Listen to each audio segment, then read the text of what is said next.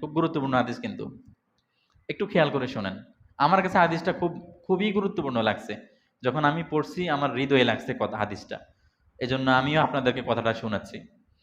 আল্লাহ রাসূল সাল্লাল্লাহু আলাইহি ওয়াসাল্লাম বলছেন যে লাআমলাআন্না আকওয়ামান মিন উম্মতি, আমার উম্মতের মধ্যে হতে বিশাল একটা দল, তারা এমন আমল নিয়ে উপস্থিত হবে যেটা তিহামা নামক পাহাড়ের মতো উঁচু উঁচু।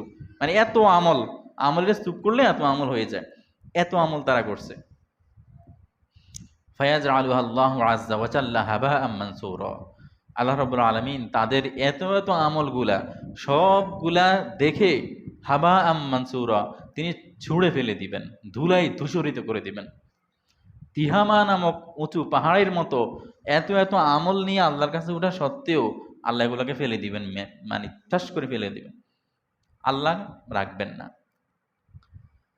ক্বালা সাওবান ইয়া রাসূলুল্লাহ, হাদিসের রাবী একজন, ওনার নাম হচ্ছে সাওবান, তিনি বলছেন ইয়া রাসূলুল্লাহ সিফহুম লানা জাল্লিহিম লানা, ইয়া রাসূলুল্লাহ ওই দল কারা, তার সম্পর্কে আপনি আমাদের কাছে একটা বিবরণ দেন, আমরা শুনি।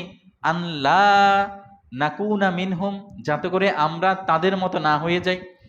আপনি যদি তাদের বিবরণ না দেন, দেখা গেছে আমরা নিজেদের অনিচ্ছায় ওই দলের অন্তর্ভুক্ত হয়ে যাইতে পারি। তাই সিফহুম লানা, আপনি ওই দলের কারা তাদের বিবরণটা আপনি আমার কাছে দেন।